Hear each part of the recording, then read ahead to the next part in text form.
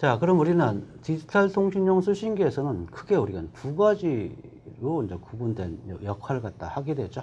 첫 번째, 우리가 이제 부가적이다라는 말씀드렸고요. 부가적인 백색 가우시안 잡음이다라는 표현을 썼었고, 왜 가우시안 특성을 갖다 가는지는 앞에서 언급을 좀 해드렸습니다. 자, 그 다음에 이와 같은 부가된 신호에다가 부가된 잡음을 통해서 수신이 되었을 때 같이 선형 필터를 갖다가 적용해서 피분화를 한 다음에 결국은 임계값, 이것은 판정을 한다라고 생각하시면 되죠. 판정. 어떤 판정을 하게 되냐면 1이냐 또는 0이냐를 갖다가 판정하게 된다. 그래서 어떤 값보다 크면 1, 작으면 0, 이같이 판정하게 되는 그런 부분이 여기 있는 임계건파기다라고 좀 생각을 하시면 됩니다. 자, 그래서 어떤 특성을 통해 가지고 내가 필터링을 통해 가지고 내가 샘플링을 좀 하게 되면은 그때 샘플링 피분화 시간에 관련된 부분이죠. 이 부분을 통해서 정확하게 샘플링을 또 해줘야 된다라는 얘기. 그래서 아까 눈 패턴에서 샘플링 영역 범위가 어떻게 되는지 갖다 설명을 드렸던 그 부분이 바로 여기에 해당된다라고 볼 수가 있겠습니다.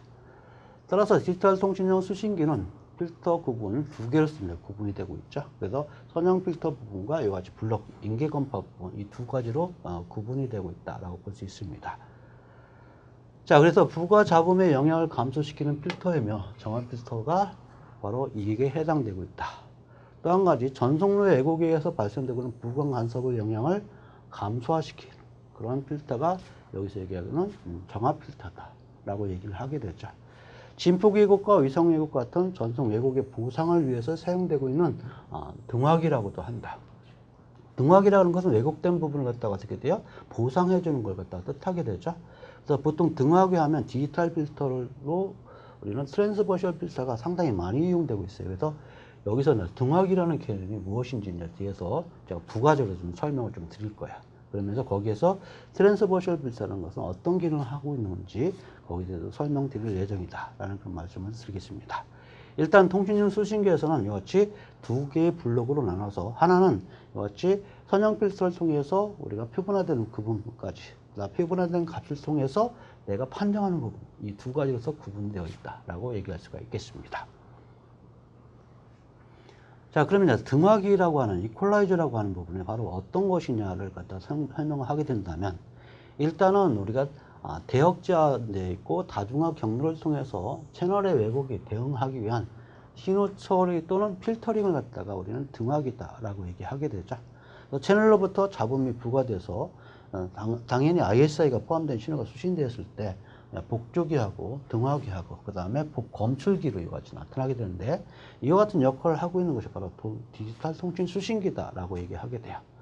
보통은 오디오 믹서 같은 경우는 이퀄라이저라고 한다는 얘기는 결국 어떻게 돼요? 음의 조절, 불필요한 부분을 갖다가 거스르는 음을 갖다가 제거하는 장치를 갖다가 우리는 이퀄라이저다라고 얘기를 좀 하고 있죠. 그래서 결국은 등화기라는 개념은 잡음을 갖다가 제거하는 역할을 한다라고 생각하시면 됩니다. 자, 그래서 등화기는 구현 영역에 따라서 시간 영역 방법이 있고요. 자, 그 다음에 주파수 영역, 이 두 가지 방법으로 구현 방법을 갖다가 구현할 수 있습니다. 자, 우리가 시간 영역 방법이 가장 대표적인 것은 바로 아까 설명드렸던 트랜스버셜 필터인데, 지연 탭을 갖다가 이용한다라고 생각하시면 돼요. 그래서 탭 지연 필터다라고 얘기하게 되고요. 비순환 필터다. 여기서 어떤 시스템이 존재하게 되고, 이 시스템을 통해서 피드백 돼 가지고 다시 이와 같이 나타날, 이렇게 만약에 된다라고 한다면 그때는 순환이라고 이제 생각을 하게 돼요. 순환이다. 그런데 이 부분을 갖다 없앴다라고 가정한다면 그건 이때는 비순환이 된다라고 생각할 수 있는 거죠. 그래서 탭 지연 필터는 결국 한 단에 모아가지고 피드백 되지 않는다라고 생각하시면 됩니다. 단일 또는 복합 사용해야 지연 이득 특성을 갖다 고정 또는 자동 조절함으로써 IS를 갖다가 보상해주는 그런 것이 바로 시간 영역에서 나타나고 있는 탭 지연선 필터다라고 얘기하게 되고요.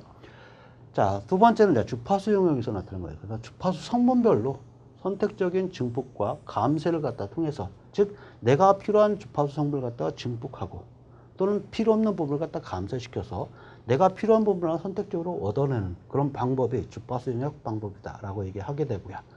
그래서 디지털 통신보다는 주로 아날로그 형태의 오디오 믹서에서 사용되고 있는 부분이 바로 주파수 영역 방법이다라고 얘기하게 돼요. 그래서 우리는 디지털 통신에서는 시간 영역 지연 방법, 즉 탭 지연 필터를 이용해서 이와 같이 사용한다, 등화기를 갖다가 사용한다라고 생각하시면 되겠습니다.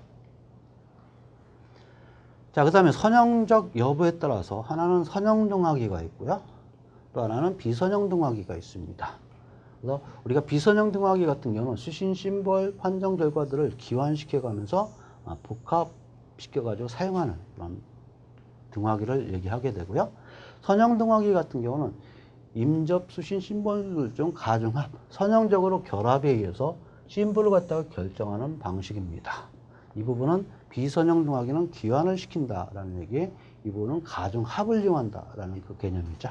그래서 인자수신 심볼들은 IS를 갖다 경감시키는 간섭성 심볼들의 복사본을 갖다가 일부 포함하여 우리가 이용하는 그런 등화기를 갖다가 얘기를 해주고 있어요. 그래서 선형적으로서 선형 등화기가 있고 비선형 등화기가 있다. 자, 하나는 선형 등화기는 서메이션, 합을 통해서 선형 결합을 시켜주는 거고, 비선형 등화기는 귀환을 시켜가지고 판정 결과들을 갖다가 복합적으로 사용하는, 판정 결과들을 귀환시켜서 복합적으로 사용하는 그런 등화기를 우리는 비선형 등화기다라고 얘기하게 됩니다. 채널 특성을 알고 있을 정도에 따라서 우리가 이제 여러 가지 특성들을 갖다가 나타나게 되는데요. 자, 첫 번째, 채널 응답을 갖다가 완전히 알고 있을 때. 자, 이때는 주로 대역 제한에 의해서 이제 대처가 되고 있죠. 그래서 채널 응답을 알고 있다면 우리가 바로 대역 제한을 갖다가 시켜주면 바로 알 수 있는 그런 부분들이지만, 채널 특성을 갖다가 어느 정도 알고 있을 때는 프리셋 이퀄라이저, 즉 프리셋 등화기를 갖다가 이용해서 이와 같이 특성을 갖다가 변하지 않도록 만들어지는 그런 부분이죠. 그래서 비교적 긴 시간 동안의 채널 응답이 실부변일 때 우리가 쓰고 있는 그런 방법입니다. 자, 채널 특성을 모르고 적응적으로 동작하는 그런 등화기가 있는데, 이걸 갖다가 우리는 어댑티브 이퀄라이저다, 적응형 등화기다라고 얘기하게 되고, 대부분 이 방법을 갖다 많이 쓰고 있고요. 이동통신에서 가장 많이 쓰고 있는 그런 방식이다. 그 이유는 채널이 불특정으로 같이 변하고 있기 때문이죠. 따라서 채널 등화기를 갖다가 적응형 등화기라고 하게 되고, 등가적으로 지칭을 하게 됩니다. 그래서 이러한 특성들이 바로 대부분 적응형 등화를 갖다 쓰게 되고, 이동통신 환경에서 주로 많이 쓰고 있는 그런 등화기다라고 볼 수 있겠습니다.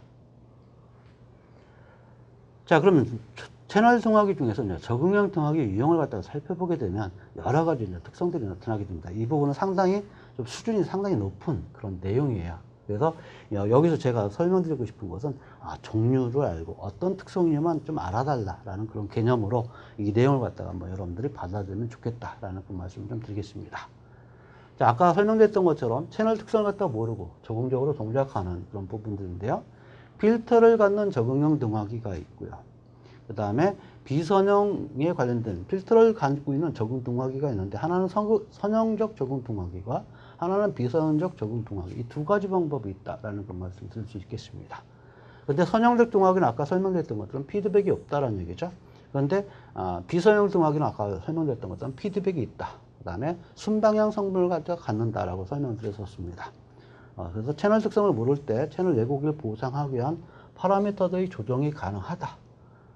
자, 그 다음에 가장 대표적인 것이 제로 포싱 이퀄라이저다. 이와 같이 얘기하게 됩니다. 그 다음에 MMSE다.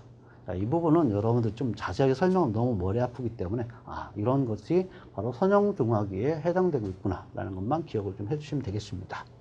비선형 적응 등화기는 DF입니다. 그래서 우리가 DFE 부분과 맥 부분이 있습니다. 맥 부분. 자, 그래서 이 등화기들이 비선형이나 선형이라 갖다가 구분할 때 우리가 쓰게 되는 그런 부분들인데요. 이 부분은 모두 다 필터의 특성을 갖는다라고 얘기할 수 있겠습니다.